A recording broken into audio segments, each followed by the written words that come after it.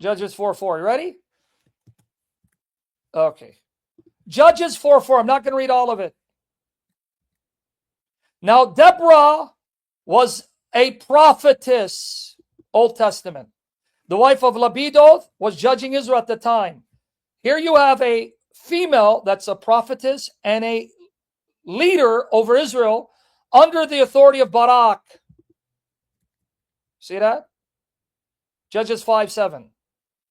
The villagers ceased in Israel. They ceased to be until I arose. I, Deborah, rose as a mother in Israel. Prophetess number 1. Prophetess number 2. 2 Kings 22:14.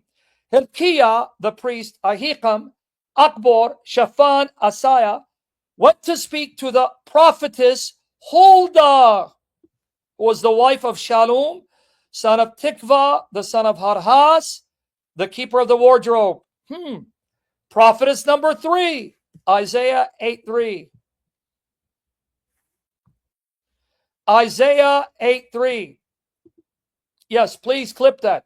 Tell them that the Shia are waiting for your mother and his mother to do mutah. Okay? And I went to the prophetess. Isaiah's wife was a prophetess. She conceived and bore a son. The Lord said to me, call his name Mahar Shalal Hashbaz. Prophetess number 4, Nehemiah 6:14. Remember, oh my God, Tobiah and Sanballat, according to these works of theirs, and also Nadia the prophetess, and the rest of the prophets who are trying to frighten me. Prophetess number 5. These are only the prophetess mentioned by name. Imagine how many more prophetesses there were not mentioned by name.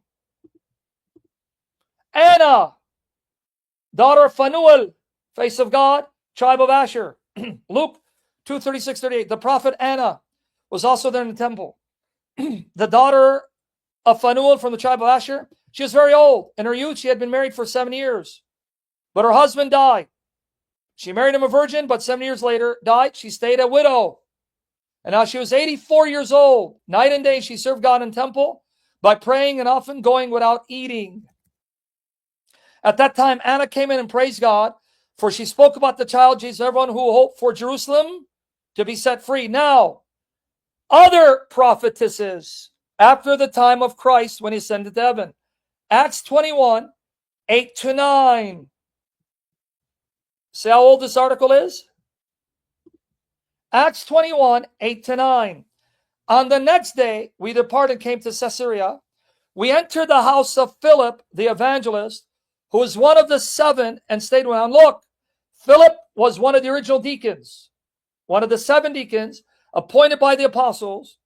They laid hands on them. The other deacon was Stephen, the first Christian martyr, an evangelist who did miracles and preached the gospel, and his daughters were prophetesses. He had 4 unmarried daughters who prophesied. So what is that? 8? But even in 1 Corinthians, which he quoted, misquoted, Paul says women were prophesying and praying with men in the church, obviously under the authority of the bishop. Here you go. Every man who prays or prophesies with his head covered dishonors his head. But every wife who prays or prophesies with her head uncovered dishonors her head. It is the same as if her head were shaven.